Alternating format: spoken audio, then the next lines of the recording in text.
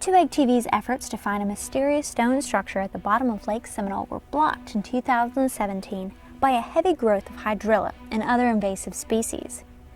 The cold weather and hard freezes that descended across southwest Georgia in early 2018 killed back the growth and gave us hope that this time we would have success.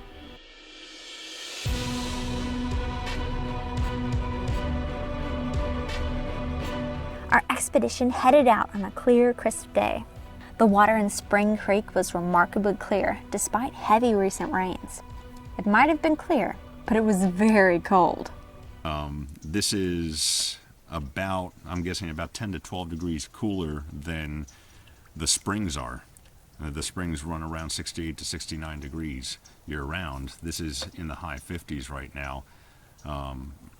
It's too cold for anyone to tolerate who's not been getting themselves used to it and building up that tolerance. After scouting several possible locations, we focused on the one that held the most promise. Optimism quickly ran high.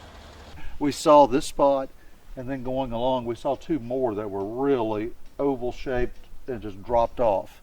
And so I think, we're going to find it today.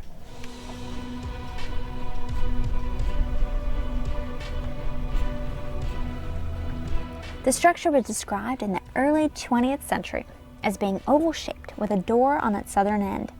It was made of stone and had an arched stone roof. Local residents carried away the stones from the roof for use in building construction, but the walls and the floor still existed the last time anyone saw it.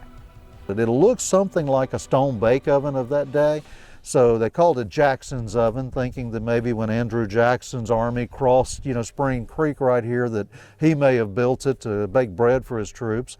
Other people thought that maybe, Native Americans had built it. There were all kind of stories about it, but it's a big mystery.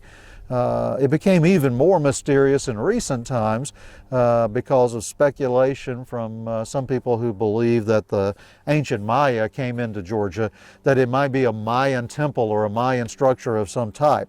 So the only way to answer all of these mysteries was to go to the bottom of the lake and look for it. The unique design of the structure has led to many theories about its origin, all of them advanced by people who have never actually seen it.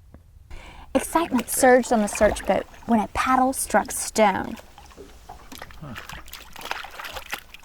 Definitely still there. Going on in a circle, isn't it? And it's going right along the bank line. That's really cool. That's really cool. Rob went over the side to investigate. It did not take long for him to find signs of an unusual oval pattern on the bottom of the lake. How wide? Yeah, right here. It's probably about this wide. And it's really hard? Yeah, it's definitely rock.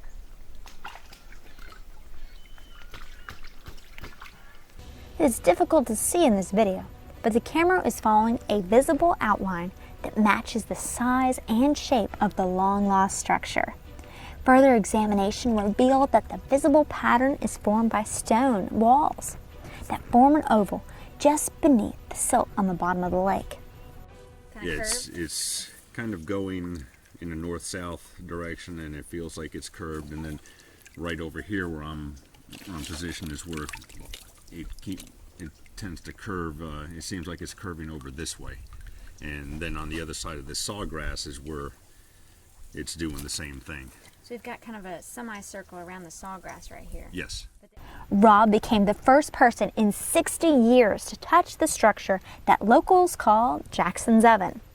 He even found the door and steps that old accounts describe as being at the southern end of the structure. The discovery was the result of years of research, followed by multiple expeditions to the bottom of the lake. We've been able to find this lost stone structure on the bottom of the lake, and for me, it has a lot of special meaning. It's something that I've heard about this place since I was a kid. I mean, I grew up on stories of this mysterious stone structure in the bottom of the lake. Did Andrew Jackson build it, or did, the Indians of the area build it, or did the early settlers build it? No one knew. But we are one major step closer today to finding out what this stone structure was and what its real story is. And I feel pretty good that we have found it. The discovery verifies several things. First, it proves that the structure still exists. Second, it shows that it was the size and shape described in the old reports. Third, it is now covered with mud and silt, which hide it from view, but also protect the walls and floor from damage. Much more research is ahead, but finding the ruins raises the probability that its real purpose and age can be discovered. Learn more about our expedition at 2egg.tv. On Spring Creek in southwest Georgia, I'm Rachael Conrad for 2egg TV.